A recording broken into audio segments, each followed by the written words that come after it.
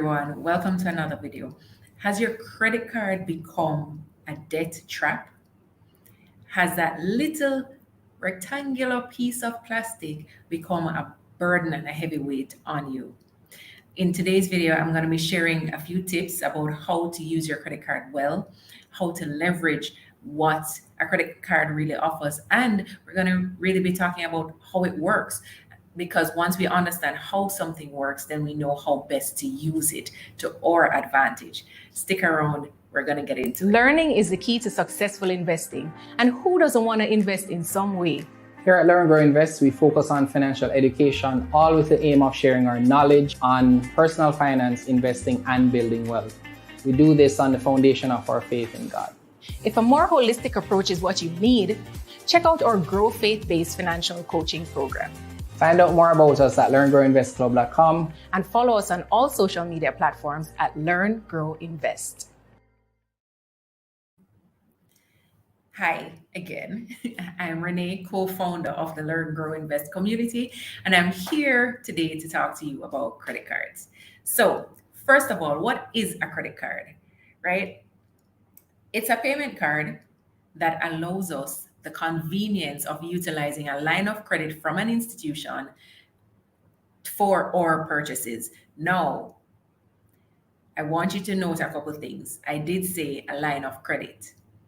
So it's not your money. It's not our money. It's the institution's money. And they are allowing us to utilize it at an interest rate. So these cards are typically offered by the banks, financial institutions. However, there are other players.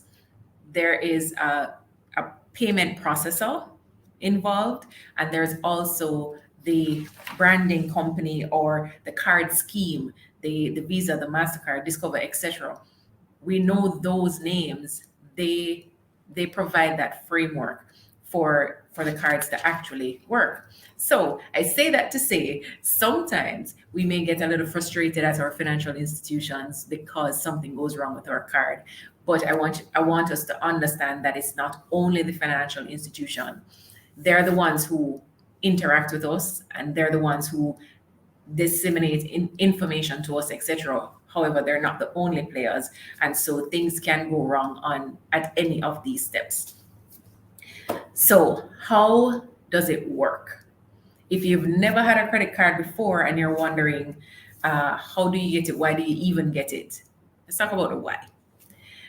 Why do we get credit cards? So apart from the fact that it has become a cultural norm for us to have credit cards, it is a convenient payment method. It allows us to be able to make online purchases. I mean, now we have the option of debit cards that give you the functionality of a credit card in terms of allowing online payments, etc. So that's awesome. And you can opt not to use a credit card and just use the debit instead. But there are other situations where you may choose to use a credit card as your preferred method of payment. You could be saying, okay, I don't have the cash right now, but I know I will have it in a month. I can utilize a credit card now and do that payment in a month when I have it, covering the card, covering the amount that I would have had. The challenge that we have with that approach many times is that sometimes we overspend. So when the money does come in and we pay that on the card, we're not paying the full amount on the card. And that leads to interest charges and fees, etc. So how does a card work? How do you end up with a card? Now you may choose to apply for a credit card, or one may be offered to you. Either way, you enter into an agreement with the financial institution that is offering the card. And when you do that, in a few days, weeks, maybe, you will have a card, you will receive a card in hand. And at the front of that card, you see a 16-digit number, which is your credit card number. Below that, you have the expiry date for that credit card. And below that, you have your name printed. At the back of the card, you'll see a magnetic stripe.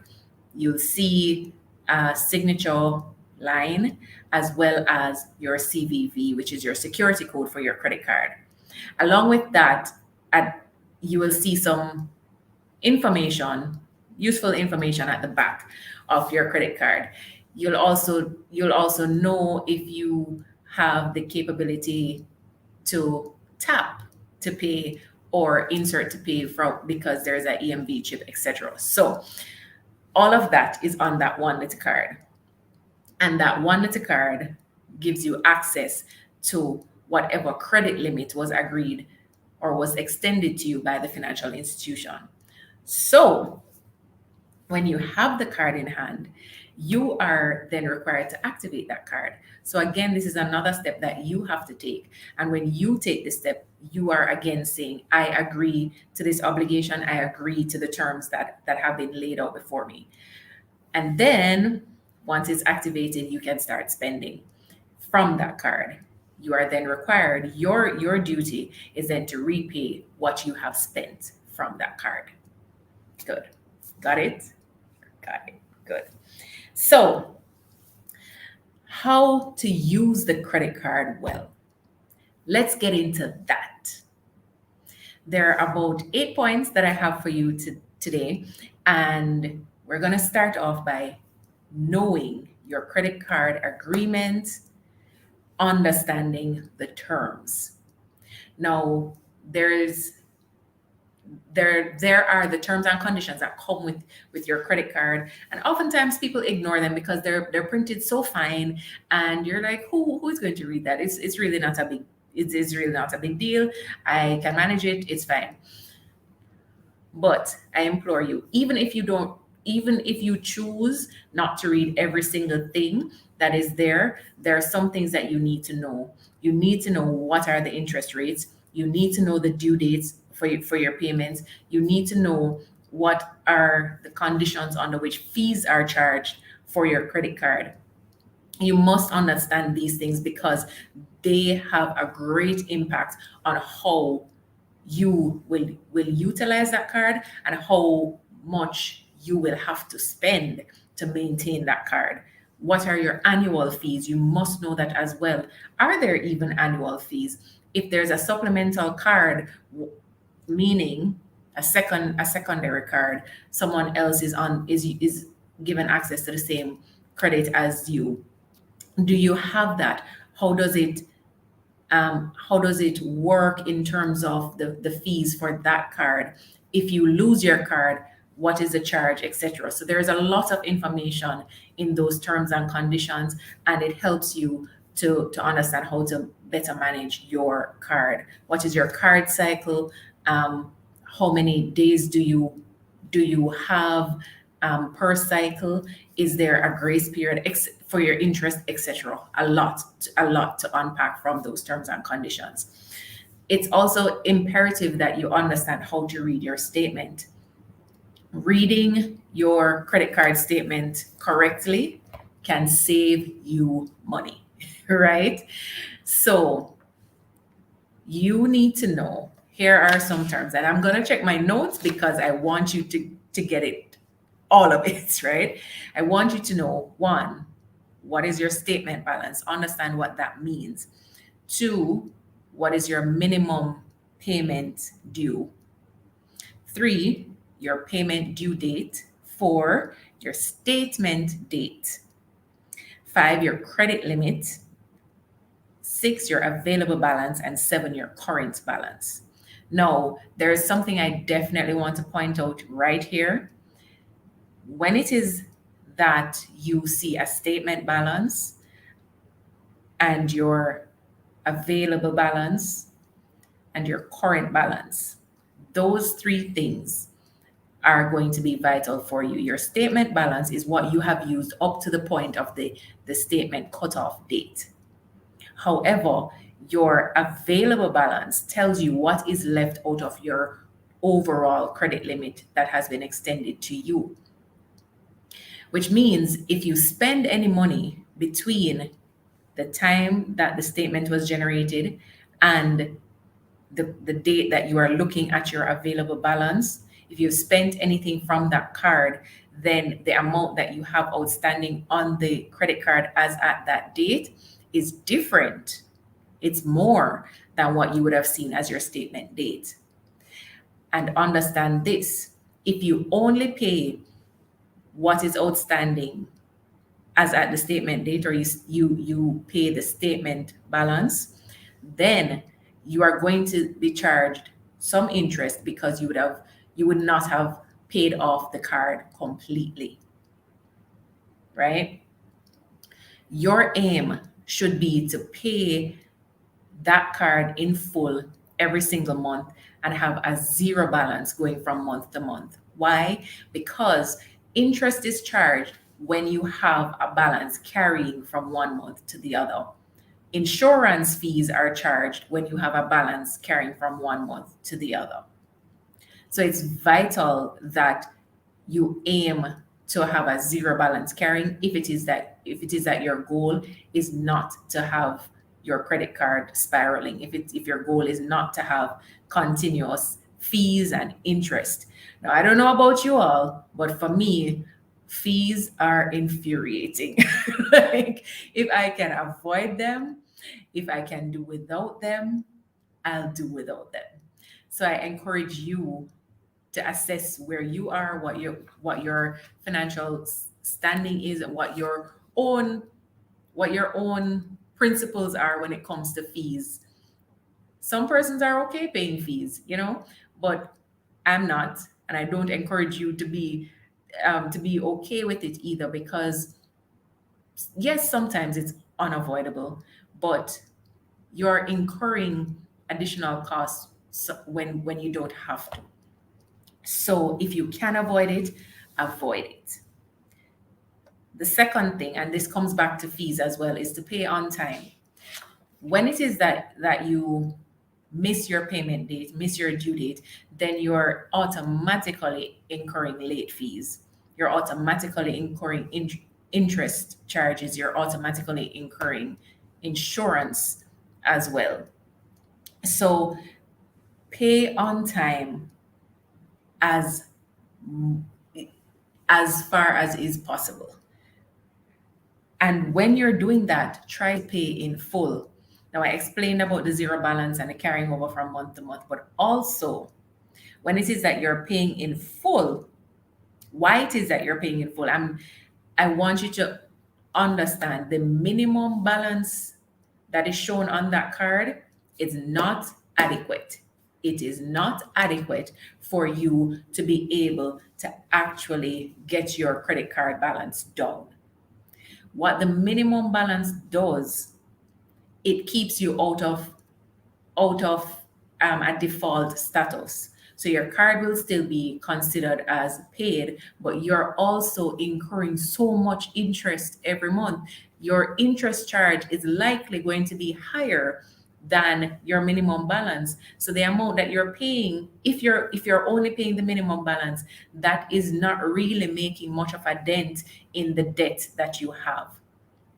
And this is why a credit card can very easily become a debt trap, because having the ability and the convenience to purchase from a credit card means that we will spend more money.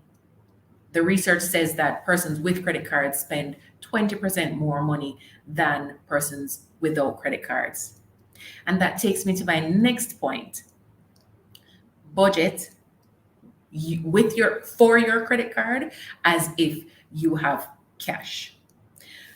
And you may say, but Renee, why would I do that? That doesn't make sense. If I didn't need the extra money or the extra play, I wouldn't have a credit card in the first place. But hear me out. Hear me out. The credit card comes with some benefits, right? Now, depending on the type of card you have, your benefits may differ. Some may be miles, some may be points, some may be cashback, some may be hotel stays, some may, there are different benefits that come through that come via the credit card. And once you use the credit card, you get the points or you get the cashback and all of that. So there is a benefit to using the card even within your means, right? So the aim is to be living and spending within your means. And I say budget for it as if you were using cash. And by that I mean, if it is that you do grocery shopping and you prefer to use your credit card because you can rack up some benefits and get some points or get some cash back, you need to put that in your budget to say, okay, I'm budgeting X amount of dollars for groceries, and make a note, I'm using the credit card for this, using the credit card so that you can get the extra benefit of that cash back, of those miles, whatever it is, right? And what that also ensures is that when your income is received, you have enough to cover the credit card in full. So you have no excess fees paying, you have no interest to pay. You would have managed your card well, you would have been using your card well and getting some extra. You may even end up in a situation where the institution has money for you. If it is that say you pay your card in full every month, you get to that point where you're able to do that, and then you get a cashback, and now you have excess. That is actually excess, and the bank is giving you money. Doesn't that sound good? Like, to me, that's the best feeling in the world.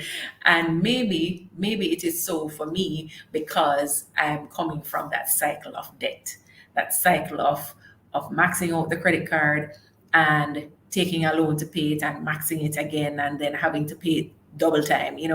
So being in and I'm sharing that with you to say that it is possible to come out of that cycle of debt and get to a place where you're able to manage your card well.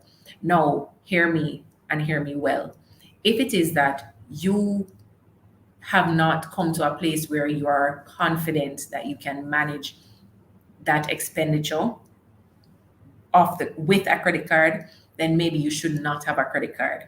You can park it for a while. You can close that account and say, okay, let me get myself in order before I start using a credit card again. That is completely okay. That's completely fine if that's what you need to do. Different strokes for different folks. We have different measures that we need to take, and it's okay to execute what you need to do to get yourself in order. Now, the next point, stay below your limit. I just mentioned that I'm coming from a cycle of maxing out credit card after credit card, and it was painful, painful. And what came after that was that the institution offered me a higher limit. And what happened when I got that higher limit, I just maxed it again because I did not get my spending under control. I did not understand why I was spending. So the increased limit meant that I increased my spending to match the limit, and then I was just in more debt because I still could not pay those amounts in full. So you need to know what your expenses are like, and a part of managing that and staying within that, apart from budgeting, right, is also tracking your expenses as you go along. And if it is that the institution is offering you a higher limit and you do not have your spending under control, tell them no. That is an option, and it's really okay to say no. It's really okay to even ask them to lower your limit if that's what you need to do. Because here's the other thing about credit card limits and maxing them out. That actually impacts your credit score, because it's showing that you do not have a handle on your money, that you don't have a handle on managing your finances. So sure, the financial institution may give you a higher limit, and you may feel like a little ego boost, like, yeah, I'm in the big boys club, getting all of this extra money, or they're giving me all of this extra credit, but that's not really what is good for you if it is that you don't have your spending under control. The next point is to check your monthly statements. Check them for any errors, check them for any duplicated fees, because sometimes it does happen where there are issues or errors on the statements and it costs you more than you really do owe the institution. So it's important to know what you have spent so that you can reconcile it with what is shown on your statement. Now with online banking, you don't have to wait on the statement. You can check it as you go throughout the month, which is highly recommended. It is easier to do that way. It may feel time consuming, but if you're online anyway, why not take a few minutes to just check and confirm that the expenses that you're seeing on your credit card are actually for you, expenses that you know of, that you have actually made and that you have approved. Check it. Also, if your financial institution offers alerts, ensure that you are subscribed to that, whether it's SMS or email, or just a notification from the app, whatever it is. Ensure that you're getting those notifications. They may be a little annoying sometimes, but those notifications can often indicate if there is some fraudulent activity on your credit card. So I strongly encourage you to check that out as well. And finally, I'll say assess your spending style and your spending habits. So I would have alluded to this earlier, but when it is that we are not in a good place emotionally, and especially if we're emotional spenders, we might spend to feel better, or spend to celebrate, or spend just to overcompensate for things that we didn't have in our childhood, or spend to keep up with the Joneses, whatever it is. We need to get to the root, be willing to get to the root of what causes me to spend. Why am I spending in the way that I'm spending? And if it is not healthy, sort that out, work it through, get help if you need to get help to get that under control. And then you can venture out into a credit card again. But having a credit card, having that line of credit easily accessible to you at a point when you are not able to emotionally or mentally manage that, it's only going to lead to your detriment and more debt. That's literally the debt trap that I referred to earlier. So I implore you to just take note of these points that I would have shared with you here today. And if you missed any, just rewind, watch it again, and apply them. Apply them. Don't let this just be head knowledge for you. Apply the information to your current situation. And if you're considering getting a credit card, think about these things before, and it will help you to make a better decision even now before you get the card. So I thank you for joining me today, and I hope that this was helpful for you. If it was, remember to like and subscribe, turn on the notification bell for more content of this nature, and to join us on all social media platforms at Learn, Grow, Invest.